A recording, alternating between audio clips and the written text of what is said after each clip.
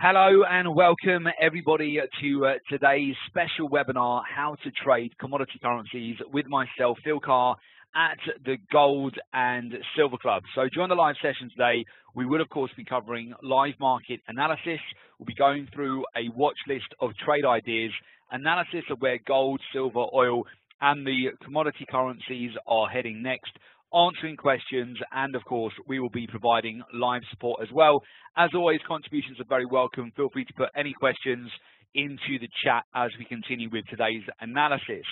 Before we get into it, let me introduce you to the Gold and Silver Club. The Gold and Silver Club is regarded as the go-to authority on commodities trading, and as internationally respected experts, our analysis and our opinions on the metals, energy, the cryptocurrency markets, they are routinely sought by major financial television channels and publications, which include Bloomberg, Reuters, CNBC, the Financial Times, the Wall Street Journal. Our team of experts has trained and mentored thousands of traders from all over the world to invest in the financial markets with confidence using our exclusive strategies. For further information on the Gold and Silver Club and our expertise, please do visit www.thegoldandsilverclub.com. Now, during today's session, we will, of course, be going through commodity currencies in more detail and what you should look at in terms of the inverse correlations. Now, today in particular is a very good time to be hosting today's webinar because as of today, copper has broken out to 3-month highs, silver is currently trading at 1-month highs, and gold has just broken back above 1,300 US dollars, and palladium is the top performing commodity of the day. So it's good timing to have a look here at the related commodity currencies because the Australian dollar, US dollar is breaking out, and so is the New Zealand dollar, US dollar. So this is very much the case with commodity currencies. When the metals in particular are performing well, currencies such as the Australian dollar and the New Zealand dollar will also get the correlation. They will also get a bid. A commodity currency is essentially the name which is given to currencies of countries which depend heavily on the export of raw materials for income.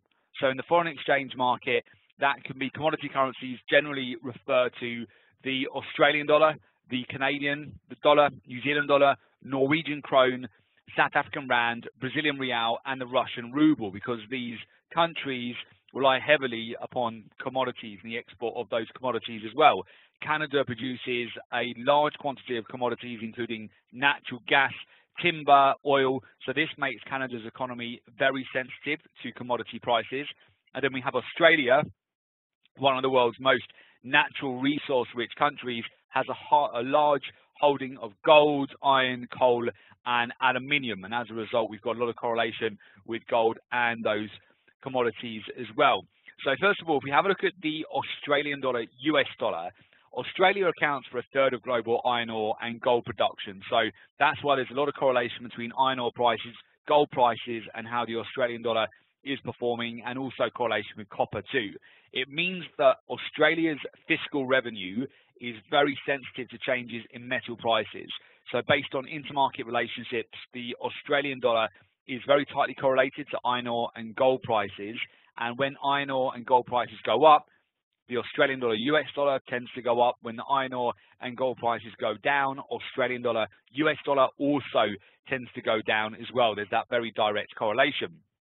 With the US dollar, Canadian dollar, well, Canada is the 6th largest oil producer in the world, about 1/4 of whose export is oil, and that makes Canada's economy very sensitive to oil prices. So fluctuations in oil prices can be traded via the US dollar, Canadian dollar. There's a very clear inverse correlation with the US dollar, Canadian dollar. So when oil prices go up, US dollar, Canadian dollar typically sells off. And when oil prices go down, US dollar, Canadian dollar often gets a bid and goes up as well. So there's this very clear inverse correlation between oil and also the US dollar CAD, which we'll have a look at shortly on the charts as well. There's a lot I want to cover with you in terms of my news feeds. So I'll move over to my charts and news feeds very shortly so we can have a look in a bit more detail as to what is happening in the markets right now. Essentially, when we're looking to execute a trade on binary.com, we're looking for the price either to close higher or lower over a specified duration. So one of our favorite timeframes for a binary trade is a 1 hour duration where we're just getting in and out on a breakout, and all we need the price to do is to either close higher or lower over the specified time frame that we are executing that trade. So essentially, if we're looking for the price to close higher over a 1 hour time frame, we would look for a bid here for a rise and fall type of trade for the price to close higher over that duration. Start time now, duration 1 hour. So for example, let's say gold. We're looking for the price to break out on gold over the next hour. We'd look for the price to be higher. Now, the stake is exactly what you're willing to risk on the trade. The payout is what you will get paid if the trade is correct.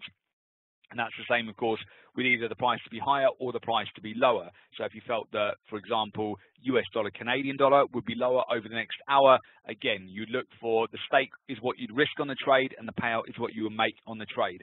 What I like about this, it's very transparent. Your deal ticket shows you what your risk is on the trade, what your payout will be. The stake is what you'd lose if the trade doesn't work. The payout is what you would win if the trade is successful. Okay, so that's what you're looking at. Now, of course, the payout can vary there. It could be £2,500. It could be £500. It could be £50. It could be £5. It could be in dollars. It could be in euros. It can be in pound sterling. So it's all very flexible, and it just depends on your strategy with risk as well. If there's any additional questions on the execution side of trades, just let me know. But that's a typical deal ticket that we will be executing on binary, and that's essentially what we're looking at, higher or lower type of trade. And typically start time now, so we're getting at market, duration normally 1 hour, depending on the breakouts that we're looking at, and then the payout is obviously just down to your portfolio size as well. So with that, let's move it over to the charts as well, and I'll go through with you exactly what we're looking at, and we'll go through some analysis in terms of what we're currently seeing with the markets right now. So let me just bring over my screens. You should be able to see those very shortly. Okay, quick check-in. Everybody can see my screens okay? Yeah, fantastic. Thanks very much for that, Sharice. Okay, good. So I'm going to come back to this. This is basically sentiment, what we're seeing at the moment. There's a lot of movement on the metals today and the commodity currencies. First of all, let's just put that in a bit of context. So today we've essentially seen copper breaking out now to 3.5-month highs as the dollar has continued to sell off. Copper breaking out to 3.5-month highs after the dollar fell sharply, and we've got concerns lingering over possible supply disruptions in Chile, which is helping with the buying momentum to the upside. We've hit our profit targets on copper today, so we've closed out of our copper positions.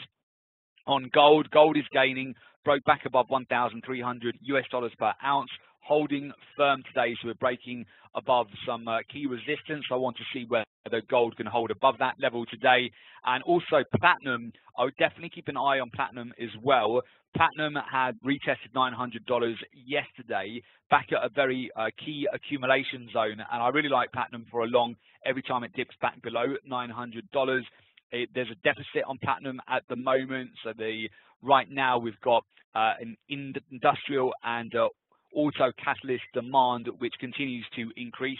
So we've got more demand for platinum whilst the mining supply has been contracting and decreasing. So it's a bit of a perfect storm for platinum prices to go up from very oversold levels at the moment. So that's what we're seeing right now with respect to the commodities right now. And also, if we just take that over and have a look at the commodity currencies as well, you'll see here that we've essentially seen commodity currencies today, Australian dollar breaking out here to 6-week highs, and also the New Zealand dollar too breaking out to 1-month highs, which isn't too much of a surprise given where we are with gold and silver and other metals today as well. So again, what I want to look at here, I want to get a sense of sentiment today and what is really moving. So I don't want to trade anything that's not moving. I want to trade what is moving. Where are we seeing the most upside and downside in the markets today? So it's very much commodity driven today. We can see that with palladium leading the move today, up 2.7% on the day, followed by copper, which is broken out to 3.5-month highs. Copper is now up 1.6% on the day, followed by silver, which we also have a long position on, which is now up 1.2% on the day. Australian dollar is catching a bid, which is up 0.7% on the day as well. In terms of the crosses, the Australian dollar, New Zealand dollar is breaking out, up 0.5% on the day. gold is lagging at the moment, slightly behind. So gold is lagging behind palladium and silver right now. So we've got a long on silver. We do have a position on gold as well, but just bear in mind that it's struggling a bit with 1,300 US dollars overhead resistance at that level for the time being. New Zealand dollar is up on the day, but it's also lagging behind Australian dollar. So the Australian dollar is the better out of those trades. Oil is now down 1% on the day here as well. So we continue to see pressure to the downside on oil, and as a result, US dollar, Canadian dollar is getting some support. So that's what we're seeing right now. That's where the sentiment is. Euro's also breaking out today as well. Pound was breaking out earlier on in the session, but overall everything is looking quite strong here against the dollar. So then we move over to the dollar index. You can see where the dollar index is breaking down. We had a sell signal on this last week. It's just about broken below the weekly and the monthly pivot today, and it's sitting around the 21-day moving average at the moment. It's still at a bit of a decision point here, and I want to see how that will develop tomorrow as well. Inversely to that, we've got gold, which is trying to break out above a lot of resistance. It's at 1,299 US dollars at the moment. Copper has been the star here, so you can see copper is still surging, and it's broken out to 3.5-month highs. We've hit all of our profit targets now on copper. Platinum, we've got a long position on. I still think there's more upside on platinum here for it to break out above $907 to $910. We've been consolidating here for the last few days, retested the lows yesterday, but it's getting a bid again here. Silver, I'm long on silver, and we've actually had quite a few questions which have come in just this afternoon as to whether we should bank silver at this level. So whether we should close out on silver and $16, it's around 70 cents per ounce at the moment. So we've seen a new buy signal which has been developed on silver just overnight after retest of support.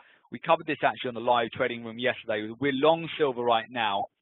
What tends to happen as you get closer to an FOMC statement, which we have next Wednesday, that'll be at 7 o'clock London time, is typically on the actual day of the statement, normally, and a couple of days previous to that as well. So this normally starts off the end of the week, so Friday through to Monday, Tuesday next week, is that the US dollar gets supported because of the Federal Reserve expectation to increase interest rates, which overall tends to make traders tend to favor US dollar strength as we get closer to the FOMC statement next week. And then normally we see a pause in prices for the metals.